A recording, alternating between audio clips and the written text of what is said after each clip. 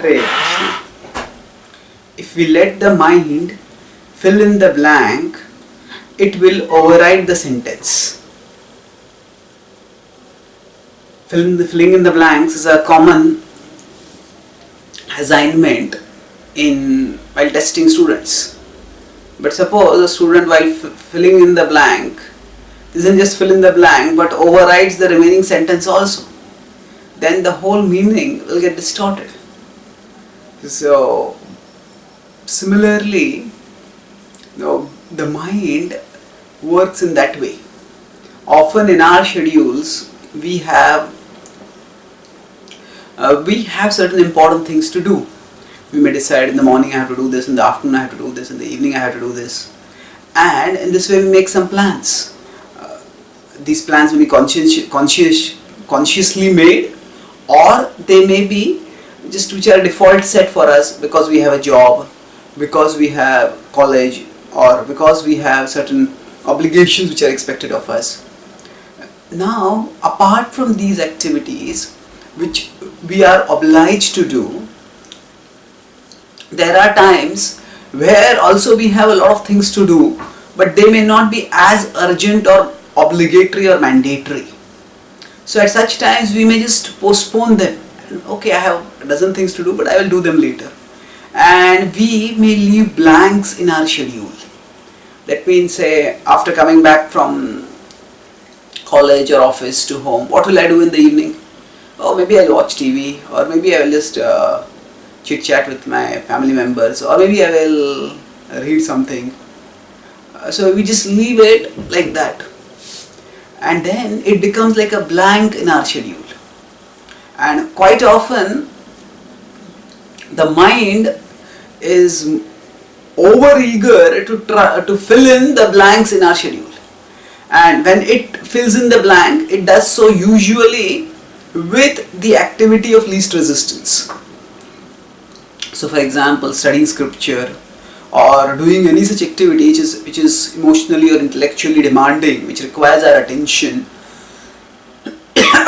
the mind will just put it off. No, let me not do it. And it will just choose some shortcut. Okay, let's read some newspaper, let's watch some TV, let's do this, let's do that.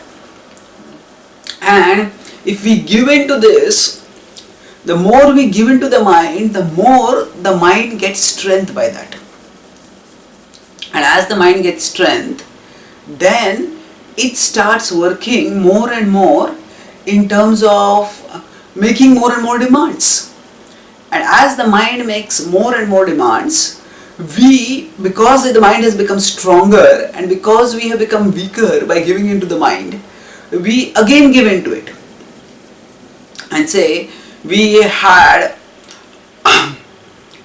some important work to do in the late evening, but we had, say, half an hour free. But in the half an hour, say, we decide to start playing some video game. And as somebody starts playing the video game, then that video game becomes so engrossing that the person forgets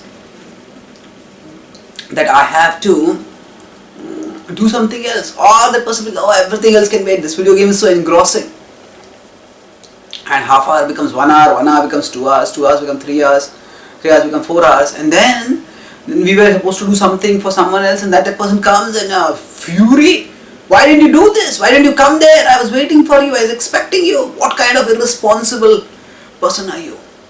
And then we come out of our sort of spell of the mind with a jolt. What happened? Why did I waste my time like that? So the mind didn't just fill in the blank of that 30 minutes which we had kept, but after that, whatever we had planned, whatever was there in the schedule, the mind overrode that with its own plan. And in that way, it can disrupt our schedule entirely. So the Bhagavad Gita asks us to be vigilant with the mind. Yato yato nischalati manaschanchalam asthiram tatastato niyam yaitad atmanyeva vasham nayed. So yato yato nischalati, wherever and whenever the mind wanders, manaschanchalam asthiram, because the mind is restless.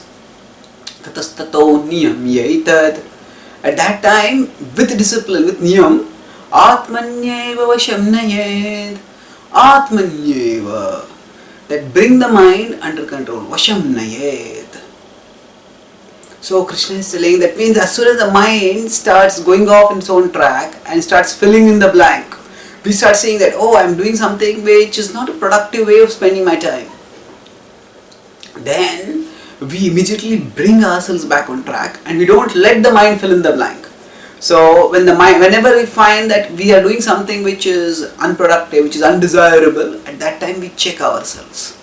And although a small indulgence may seem to be small, not worth noticing, not worth getting bothered about, and it may well be small, but that small thing will not stay small. The mind will make it big and it will override our subsequent schedules and make us act in wasteful, if not shameful ways, irresponsible ways. And I just talked about some simple time wasting activities, but if we let the mind fill the blanks in our schedule with lust or with greed, then such things can be so consuming that hours and hours can go away and we may not even realize it. That's how people who are caught in some entertainment addictions, say playing video games, or at a more destructive level watching porn, then such people can spend hours and hours and they don't realize it. In the Bhagavatam, Maharaj Pururava says that 1,000 years went away, Vishayan Sevate Asakrit, and I didn't realize how the time passed away. Something similar is what Yayati says also. So the mind can take away astronomical amounts of time if we indulge in it, if we pander to it. And that's why it's always careful, it's always better to be careful, to be vigilant, and not firstly best is to not keep any blanks in our schedule. That means we have plans for what we will do, and if some plan goes wrong, then we also have contingency plans. Okay, if I get some free time, I will do this, or one of these things. So that way, if we have plans ready about what we can do, so we have our own plan filling in the blanks that come in, then we don't let the mind fill in the blank, and then the mind won't be able to overwrite our schedules. Thank you. Hare.